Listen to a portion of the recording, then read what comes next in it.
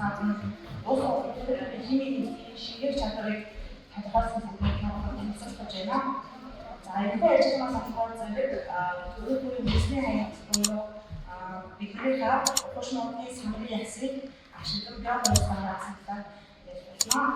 За дараах агуулгын бүрээр танилцуулга хийгдэнэ.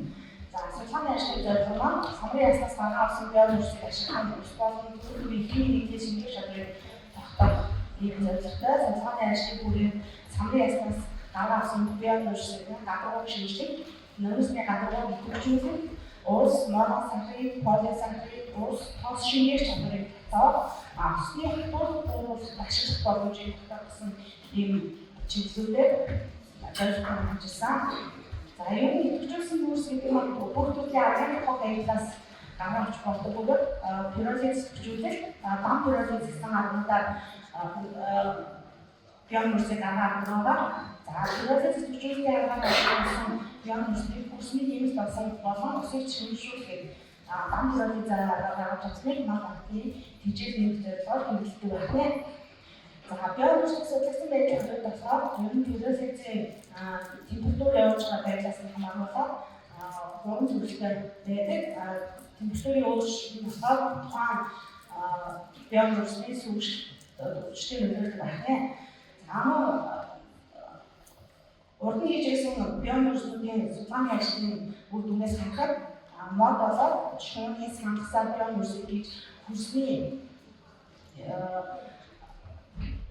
охирлыг мөн сүнжлийн эсрэг ашигласан үр дүнгуудаа харсан. Эндээс харахад бол модны гавьяас нь сүнжлийн хувьд хамгийн цэвэр ашиглах боломжтой гэж гарсан байсан.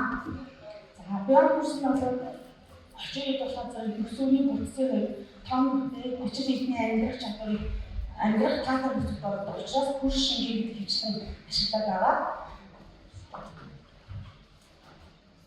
За судалгааны ажлын хувьд болохоор зэрэг гавьяасны хадгалах электрон микроскопын аргаар усны оны шингэр чадварыг чиний аргаар моносахид буюу протеиныг болохоор типийн аргаар полисахид болохоор цагдуулыг спектрометриаар өөрийг болохоор бас мөн спектрометриаар усад тос тодорхойлох аргыг болохоор бидний социологийн аргаар тодорхойлсон байгаа. Ер нь гавьяасыг бол гадуур идэвхжүүлэх бүрийн ганцын арга байгаад байдаг.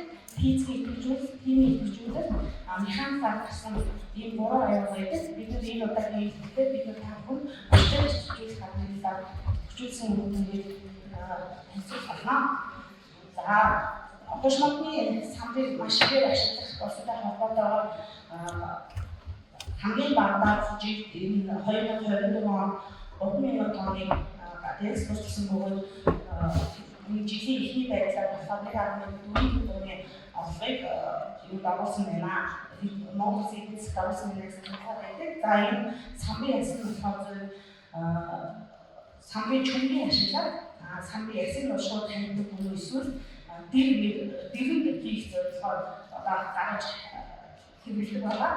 За энэ ясаа болохоор бид 500 гаруй самбын ясыг 500 гаруй явуулсан гаргаж аваад гавьяасны гадуур сэм амралт хийсэн байгаа. Яг л бол нөхс сүгшлийн өөрөөр жигдчихсэндээ гадуур наацсан тодорхой тооны хэлбэрүүд агуулсан байгаа. Энэ дараах зураг дээрээс харагдаж байгаа. Энийг цэвэрлж дараагийн шинжилгээнд ашиглахын тулд бид болохоор бүрэн янзын хүчлийг сонгоод идэвхжүүлсэн. За идэвхжүүлсэн нөөцнийгээ ус шингэр чадварыг бидний худалдааны байдаг модны нөөцийг идэвхжүүлсэн нөөцтэй харьцуулж судалж үзэхэд азотын хүчтэй шингээсэн цэвэршүүлсэн гавьяас маань усыг болон шингэр чадварыг усад хүчтэй идэвхжүүлснээс харьцангуй өндөр байсан. Харин манай сахарыг буюу бидний глюкозыг шингээсэн нь болохоор давсны хүчтэй идэвхжүүлсэн илүү өндөр байгаад байгаа. Энэ нь болохоор зэрэг бидний идэвхжүүлэлтийн явцад тухайн төвсгөн дээр наацсан эдний төр давсны хүчтэй илүү сайн уусгах гадна манай сахарын тэр хүнд байх хэмжээ нь болохоор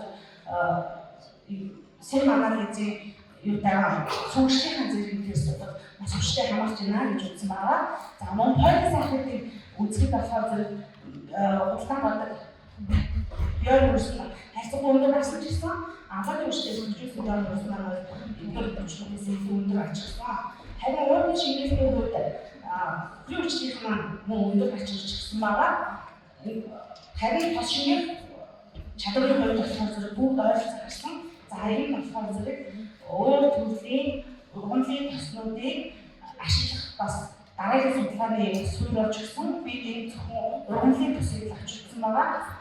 За ерөнхий хадгалыг бид нэр 9.4 мг тэтгэлэг усыг төрөл бүрийн хүчтэй бэлтгэжүүлсэн биомөрсөлдөөнөөр нэвтрүүлэхэд хяналтаас амраад 8-аас 2.9 мг тэтгэлгээр илүү прогресс гарсан. За харин төрөлхийн хадгалыг болохоор гурван төрлийн хүчтэй бэлтгэжүүлсэн биомөрсөлдөөнөөр нэвтрүүлэхэд бол 8.6-аас 1.6 илүү бууж байна гэсэн энэ зүйлийг төрсөн байгаа. За өөрсдөө хийсэн судалгааны ажилд болон гаргаж авсан биомөрсөлийг бусад техниктэй харьцуулан үзэх тусгай моднаас гаргаж авсан биомөрсөл температураас хамааралтай өөр зөвшөөрөл зэрэгтэй өөр байдаг гэдэг нь яг бидний сэрний ясны дээр шигшдэг ажиллагдсан бөгөөд бидний 500 градус Цельсиус гаргаж авсан модны нөөцний сүргэл нь илүү бид хэдийг одоо хөрс усны шинжилгээнд ашиглахад тохиромжтой байна гэдгийг авч өгсөн байгаа. За мөн идэвхжүүлсэн нөөцийг азотын хүчлээр ашиглан идэвхжүүлэхэд тэрний бодлого бүтсэн илүү сайжирч байсан гэсэн судалгааны ажлын үр дүнгээс үндэслээд бид бусад одоо сонголоор шинжилгээ явуулах азотын хүчлээр идэвхжүүлсэн нөөцийн байруу гэдгийг үзэн цаашдаа судалгааны ажил хийгдэж байна. За үүнээс үзэхэд болохоор самбарын яснаас гаргаж авсан биомөрсөлдөний гадуур цэм анализын дүнгээр үзэхэд бол ширхэг сүүрхэн бүтцтэй гадуурууд бол бохирдолтой химийн нэгдүүд наацсан байсан. Энэ болохоор заавалчгүй биомөрсөлийг дахиж хүчлийг мөн шүлтийг мөн пицгийн гэсэн янз бүрийн аргуудаар идэвхжүүлэх шаардлагатай гэж үзсэн. Эндээс 3 төрлийн хүчлээ сонгоод үзэхэд химийн нэгдлүүдийг ингээд сонгомжоор шингээж байгаа нь болохоор гадуур нь өөр байдлаар цэвэрлэхээс гадна баяжигддаг байна гэдгийг бас харуулж өгсөн. Мөн өөрийг тосыг нэг ойлгож шингээж байгаа буюу бидний асуух тусмаа ургамлын тос байсан гэж үзсэн. Тэгэхээр ургамлын тоснаас гадна өөр төрлийн тоснуудыг буюу одоо хатуу тосыг тэрний ургамлын биш гадтай эдний хатуу тосыг хэрхэн яаж шүүжинэ гэдгийг цаашаа судлаа үзэх хэрэгтэй гэдгийг харуулж өгсөн. За мөн эмгийн хатуугийн бол нэг 3 төрлийн хүчтэй бэлтгэжүүлсэн биомөрсөл маань бол ерөнхий хатуугыг бол 50-80%, төрөлхийн хатуугыг бол 49-өөс 60% бууруулж байгаа. Усны хатуугийн бууруулах шинжилгээ одоо шүүрийн материал энэ усны модны самраас гаргаж авсан биомөрсөлийг ашиглах боломжтой гэдгийг баталчихсан. Анхаарал тавьсан.